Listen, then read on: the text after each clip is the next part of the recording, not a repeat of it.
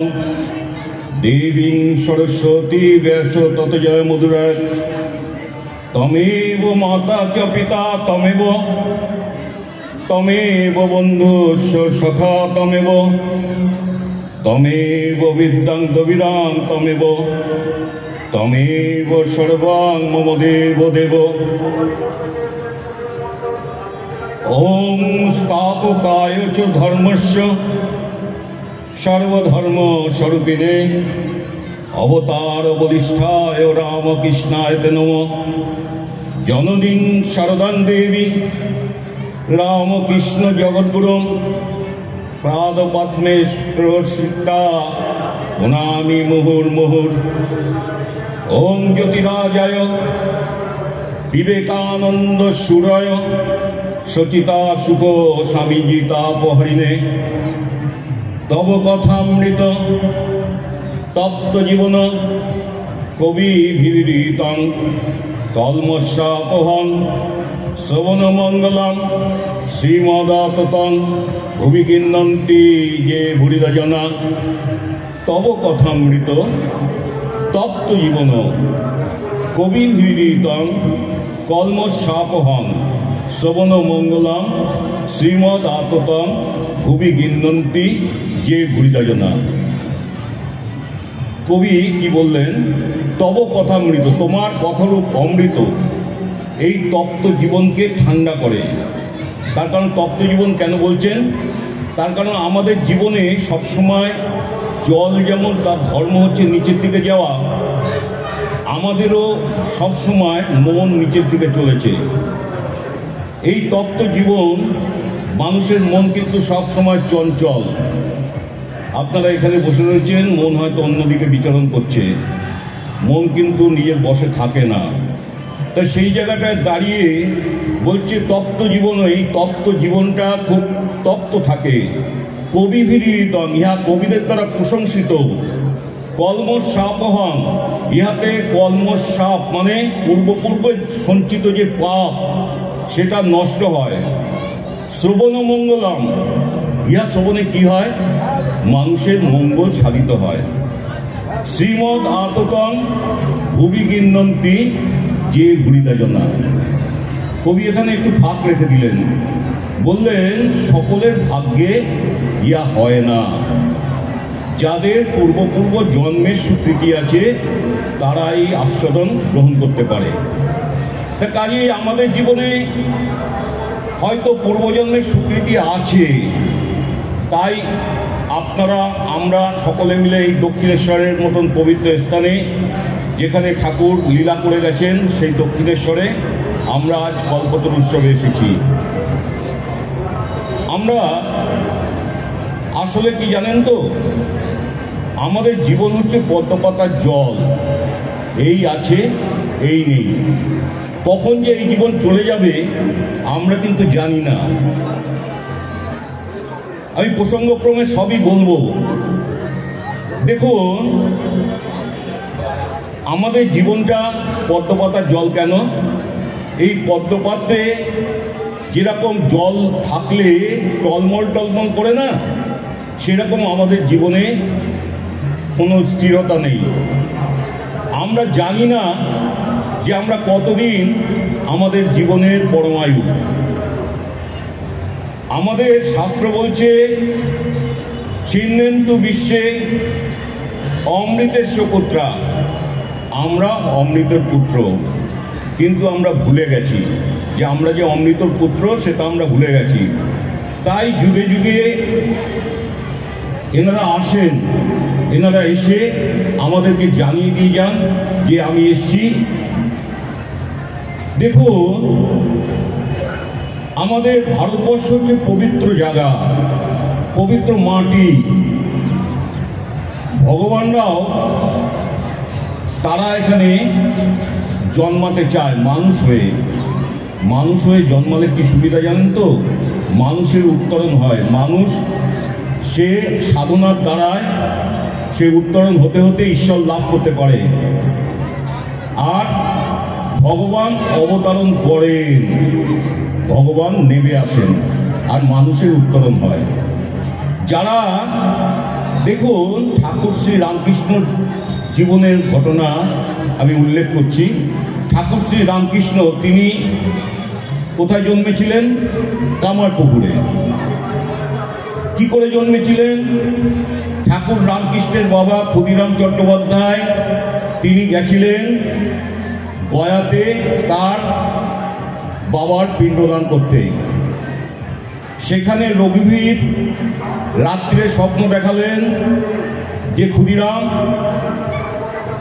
আমি তোমার ঘরে জন্ম নেব। দেখুন, ক্ষুদিরাম চট্টোপাধ্যায় তখন বললেন যে আমি তো গরিব মানুষ, আমি তোমাকে কিভাবে তোমাকে লালন পালন করব? বলল, ক্ষুদিরাম, তোমার চিন্তা করার কোনো কারণ নেই, আমি আমার নিজের ব্যবস্থা করে আসব। তা কাজেই ঠাকুরের জন্মটা কিভাবে হয়েছিল আপনারা সকলেই জানেন। ঠাকুরের জন্ম হলো কামারপুকুরে। দেখুন, এদিকে ঠাকুর যখন জন্ম নিয়েছেন তারপরে বহু অলৌকিক লীলা আরম্ভ করলেন। ওই তিনি যখনই জন্ম দিলেন না, তারপরে তিনি গড়াতে গড়াতে একটা উনুন ছিল, উনুনের মধ্যে তিনি চলে গেলেন। খুঁজে পাওয়া যাচ্ছে না, শিশুকে খুঁজে পাওয়া যাচ্ছে না। দেখা গেল সেখানে যে ছাই ভস্ম মেখে গেছে তার গায়ে। প্রথম থেকে লীলা করা শুরু করেছেন জন্মানোর পর থেকে। চন্দ্রমণি দেবী তিনি ঠাকুরের জন্মের আগে যোগীদের শিব মন্দির থেকে পুজো দিয়ে আসছেন। যোগীদের শিব মন্দির থেকে একটা জ্যোতি এসে তার নাভি স্পর্শ করল এবং আদেশ হলো যে প্রভু আসছেন। এদিকে গদাধর চট্টোপাধ্যায় ঠাকুর শ্রী রামকৃষ্ণ পরবর্তীকালে এই গদাই তিনি আস্তে আস্তে বড় হচ্ছেন এবং বিভিন্ন লীলা দেখাচ্ছেন। তিনি ওই লাহাদের পাঠশালায় পড়তে যান, কিন্তু এই পাঠশালায় যে পুঁথিগত বিদ্যা, ওই চালকলা বাঁধা বিদ্যা ওনার ঠিক পছন্দের মধ্যে নেই। তিনি কি করছেন? তিনি ওই ওখান থেকে যে তিনি বন্ধুদের সাথে খেলা করছেন এবং তিনি এই শাস্ত্রের উপদেশ তিনি দিচ্ছেন। এইবার আস্তে আস্তে সেই লাহাদের পাঠশালা থেকে তিনি আস্তে আস্তে বড় হচ্ছেন এবং এদিকে সংসারে ক্ষুদিরাম চট্টোপাধ্যায় তিনি মারা গেলেন। ক্ষুদিরামের জীবনে অনেক ঘটনা আছে জানেন তো। ক্ষুদিরাম চট্টোপাধ্যায় সত্যনিষ্ঠা ব্রাহ্মণ ছিলেন। উনি যখন ছিলেন দেড়ে গ্রামে, কামারপুকুর থেকে কিছু দূরে, আপনারা যারা গেছেন কামারপুকুরে তার থেকে কিছু দূরে 3 কিলোমিটার দূরে দেড়ে গ্রাম বলে একটা গ্রাম আছে। সেখানে একটা মন্দির হয়েছে, এখন মহারাজ সেখানে উদ্বোধন করে এসছেন।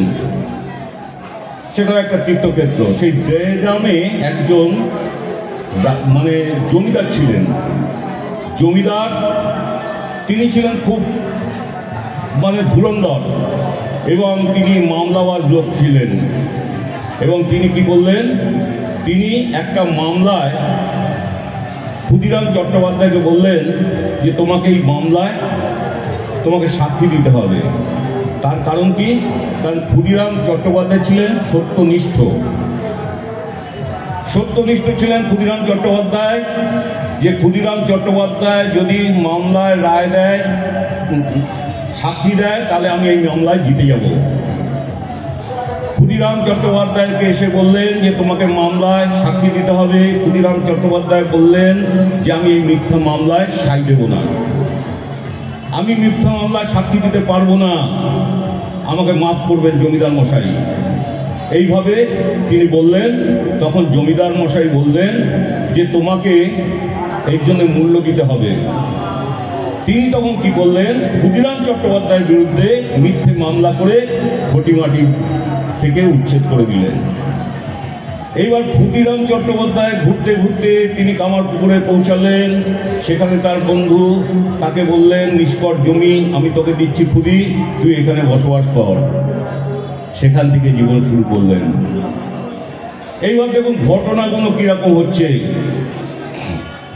এদিকে দক্ষিণেশ্বরের রানী রাসমণি তিনি গঙ্গাবক্ষে যাচ্ছেন। যাচ্ছেন কোথায়? না অন্নপূর্ণা মায়ের কাছে মন্দির দর্শন করতে, মাকে দর্শন করতে। বজরা নিয়ে তিনি চলেছেন দক্ষিণেশ্বরের এই ঘাটে। এই বজরা রাত্রিবেলায় নোঙর করা হলো যে পরদিন সকালবেলায় এখান থেকে আবার যাওয়া হবে। দেখা গেল রাত্রিবেলায় মা ভবতারিণী, মা অন্নপূর্ণা বলুন বা মা ভবতারিণী বলুন, মা অন্নপূর্ণা স্বপ্ন আদেশ করছে যে রানী, তোর আর আমার ওখানে যে কাজ নেই, তুই এখানে মন্দির নির্মাণ কর। যাওয়া হলো না, কাশী যাওয়া হলো না, অন্নপূর্ণা দর্শনে আর যেতে হলো না। রানী ফিরে গেলেন। রানী ফিরে যেয়ে রানীর জামাই ছিলেন মথুরামোহন, তাকে আদেশ করলেন, যাও মথুর, তুমি এখানে জমি দেখো, মায়ের আদেশ হয়েছে আমি মন্দির নির্মাণ করব। এদিকে জমি দেখা হলো, গঙ্গার ওপারেও দেখা হলো, এপারেও দেখা হলো। দেখতে দেখতে এই জায়গাটা, দক্ষিণেশ্বরের এই জায়গাটা দেখে পছন্দ হলো। এটা ছিল একটা, বলছে এই জায়গাটা, বলছে যেরকম ওই কচ্ছপের পিঠ হয় না, জায়গাটা এরকম উঁচু ছিল। এবং সাধকরা বলছে, মানে শাস্ত্র বলছে যে এটা হচ্ছে সিদ্ধপীঠ, আগে থেকেই হয়েছিল। আসলে হবে, ঘটনাগুলো হবে। আমরা সব দেখছি যে ঘটনাগুলো হচ্ছে, কিন্তু ঘটনাগুলো আগে হয়ে রয়েছে। এখানে মন্দির দেখা, মানে জমি নির্মাণ, জমি সিলেকশন করা হলো এবং সেখানে মন্দির নির্মাণ হলো। এইবার দেখুন, তখনকার দিনে এই জমি নির্মাণের পরে, জমি দেখার পরে মন্দির নির্মাণ হলো, কিন্তু মা কেউ আনা হলো। মা এলেন, তিনি প্যাকিং বাক্স করে জয়পুর থেকে এলেন। এদিকে মা নিত্য স্বপ্ন দিচ্ছেন যে রানী, আমাকে আর কতদিন এই প্যাকিং বাক্সের মধ্যে রেখে দিবি, আমি তো ঘেমে যাচ্ছি। রানী তাড়াহুড়ো করছেন। এদিকে তখনকার দিনে কি হয়েছে, তখনকার দিনে এমন একটা সময় না, তখন এই জাতপাতের খুব ব্যাপারগুলো ছিল। তার কারণ রানী ছিলেন কৈবর্ত। তখনকার ব্রাহ্মণরা তারা জেহাদ ঘোষণা করলেন যে রানী যদি মন্দির নির্মাণ করে মাকে প্রতিষ্ঠা করে, সেই মন্দিরে আমরা যাব না। এবার কি করবেন? এদিকে গদাধর চট্টোপাধ্যায়ের দাদা রামকুমার চট্টোপাধ্যায়, তিনি ঝামাপুকুর টোল এখানে নির্মাণ করলেন এবং গদাইকে নিয়ে এলেন সাহায্য করার জন্যে। গদাই এসছেন ছোট্ট বালক, যে ঠিক আছে যাক, আমার সাথে, সংসারে তো অভাব, অন্তত নিজের রুজি রোজগার করে অন্তত খেতে পারবে, এই চিন্তা করে নিয়ে এলেন। গদাইকে নিয়ে এলেন সাথে। এইবার রানী তো মন্দির নির্মাণ করেছেন, প্রতিষ্ঠা তো হচ্ছে না মায়ের। একজন নায়ক ছিল, রানীকে বললেন যে এখানে রামকুমার চট্টোপাধ্যায় বলে একজন সৎ ব্রাহ্মণ আছেন, উনি এই মন্দিরের বিধান দেবেন। রানীমা, ওনাকে একবার ডেকে পাঠান। রামকুমার চট্টোপাধ্যায় এলেন রানীর কাছে এবং উনি বিধান দিলেন যে কোনো সত্যনিষ্ঠা ব্রাহ্মণের কাছে এই মন্দির যদি তাকে দান করে দেওয়া হয়, তাহলে পরে এই মন্দির মায়ের পুজো করতে আর কোনো অসুবিধা হবে না। রানীর গুরুদেব ছিলেন, তাকে এই মন্দিরে তিনি দানপত্র করে দিলেন এবং এই মন্দির নির্মিত হওয়ার পরে মা প্রতিষ্ঠা পেলেন।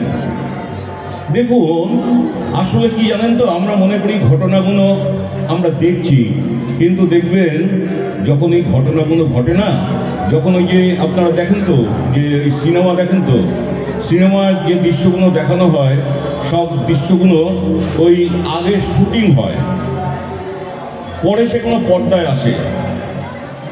সেই রকম এই দৃশ্যগুলো আপনারা চিন্তা করুন, যেন হয়ে যাচ্ছে, পরে যেন আমরা দেখতে পাচ্ছি।